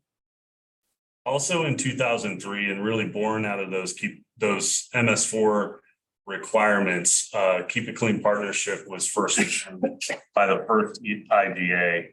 The Keep It Clean partner communities include Boulder County, the cities of Boulder, Lafayette, Longmont, Louisville, and the town of Superior.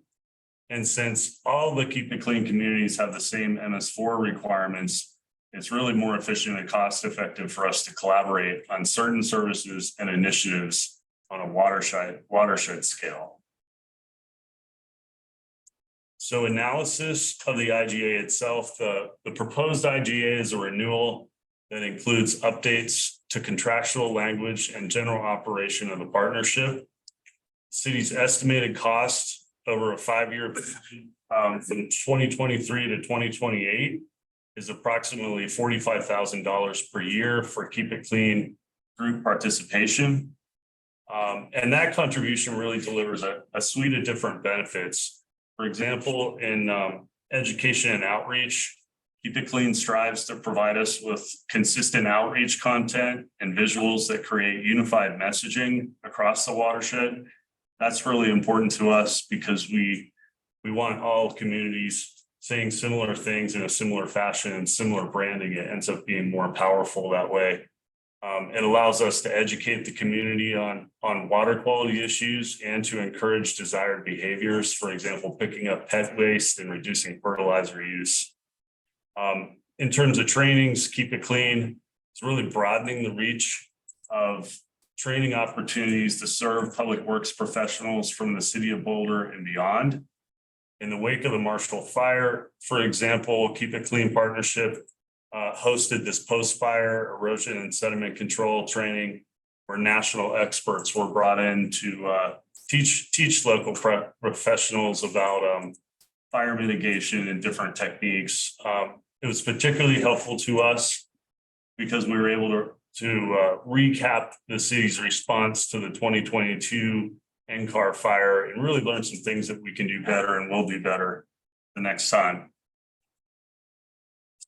And with that, I'm just going to leave you with a couple of our graphics. These are the Keep It Clean Partnership pet waste and trash campaigns. You've likely seen these banners on RTD buses and also in publications such as Yellow Scene and the Boulder Weekly. We try to run a full page ad in the Boulder Weekly at least once a year. And with that, I'll just open it up to any questions you have about the partnership or the IGA renewal itself. Staff, including myself, are really happy to be moving forward with the IGA renewal and solidifying Keep It Clean Partnership into the future. So thank you. That's all I had. Questions? Just out of curiosity, Erie is no longer part of this, and they were one of the largest utility rate increases and rates across the board. Is there any just quick historical background? Yeah, that's correct. And that is part of this IGA is to update it to reflect the fact that the Erie is no longer contributing to that. Okay. I don't know the rationale Okay. behind the decision, but. Yep. Scott, I have one question, which is, has the group considered trying to add University of Colorado into the consortium? They both have quite a bit of, I'll call it beachfront property on Boulder Creek, as well as a few discharges, which may contain things that the MS4 permit is all about. Has staff talked about trying to incorporate them or include them in this? Yes, for sure. I mean, there's been ongoing conversations with CU Boulder and some of the other non-standard municipal separate storm sewer system holders, such as Boulder Valley School District. Those haven't come to fruition yet, but it comes up routinely. I know CU Boulder recently got or reissued a new MS4 permit. It came up at that time as to whether they wanted to partner with us and join. Because it would seem like for the very reasons that all the downstream communities have partnered with Boulder, it would make sense too for CU to do so. Mhm. At least assuming their MS4 permit is similar to Boulder's is. Yeah, I think it's fairly similar. And yes, I agree. It would be more powerful to have more stakeholders and more land area all collaborating for sure. I think the invitation is there.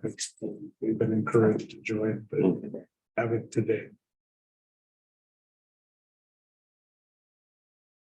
Any questions? Okay. Scott, thank you for that presentation. Sure. Scott. Yeah, thank you. Let's move on now to matters from the board. Are there any matters that board members would like to bring up?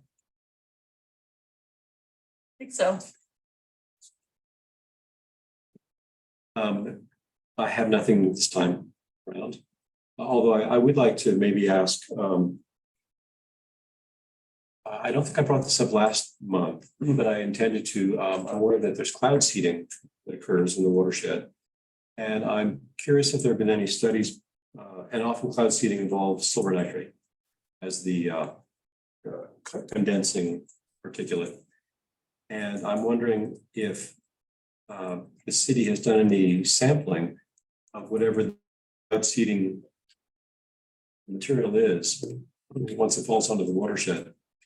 And not only the Boulder Creek watersheds directly, but also since we get so much of our water from the northern water system, might include cloud seeding that they're doing also.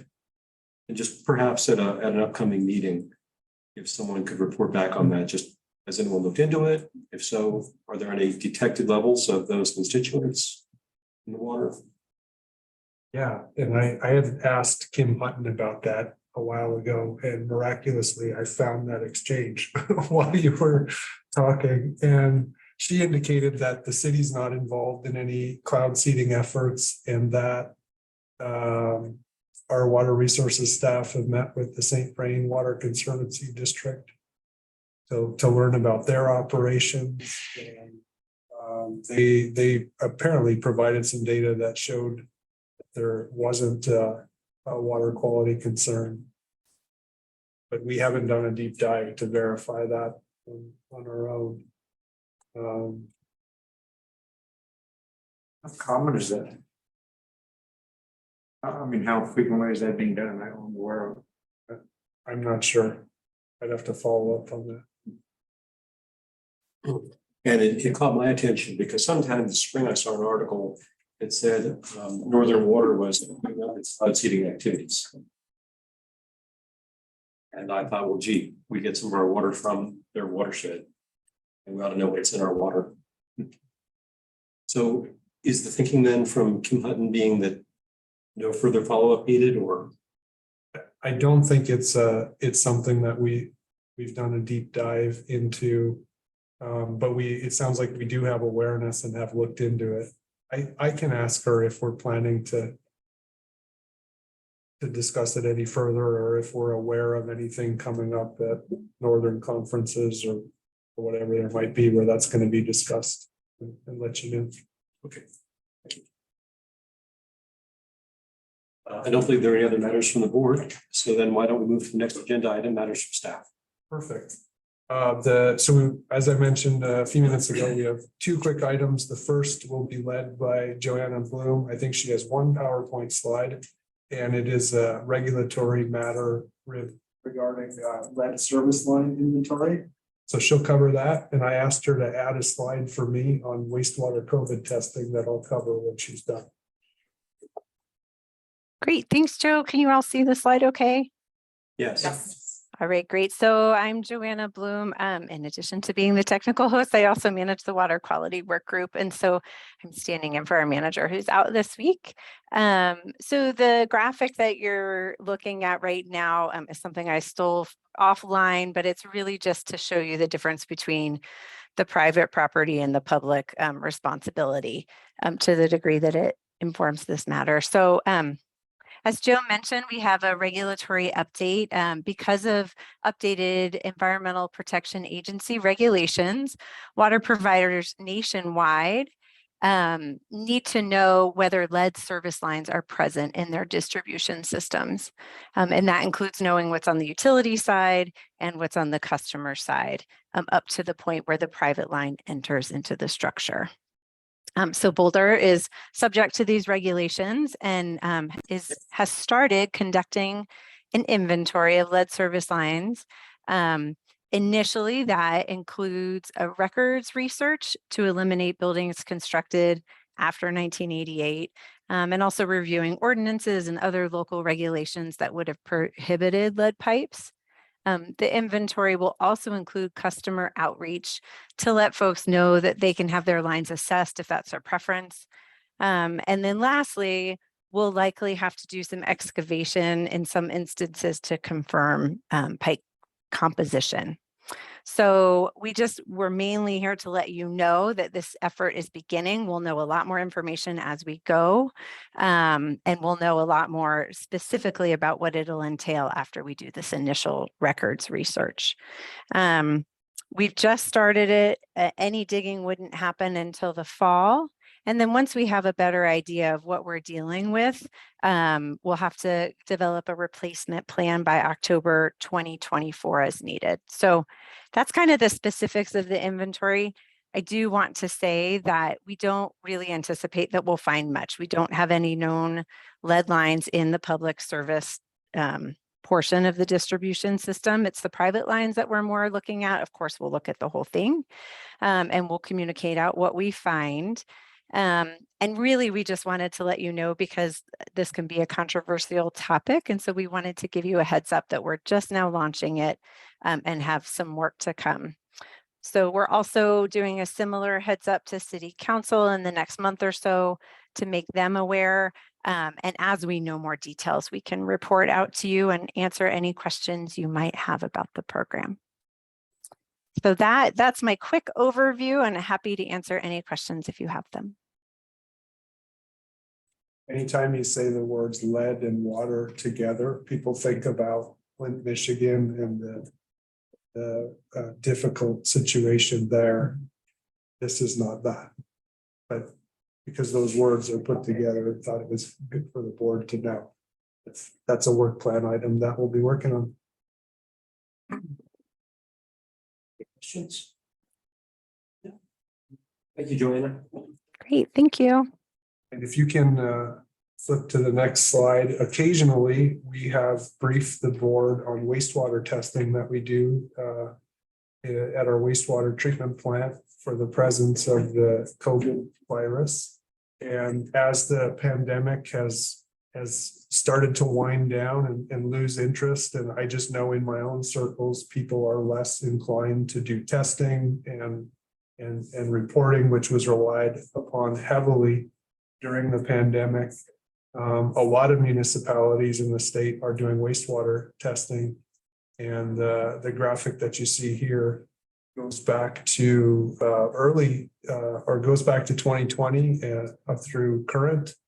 And every week I'm copied by our water quality lab supervisor, Melissa Nimna, on an email that gives us the latest. And I was mentioning this to Gordon last week, and the trend was almost down to the bottom of the page, and I had to say something, and then it jumped back up.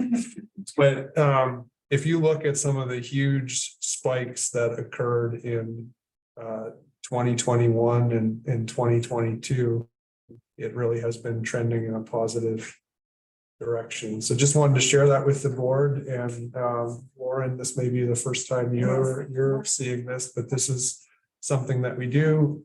And we're not really public health officials in this way, so we share this information with the county.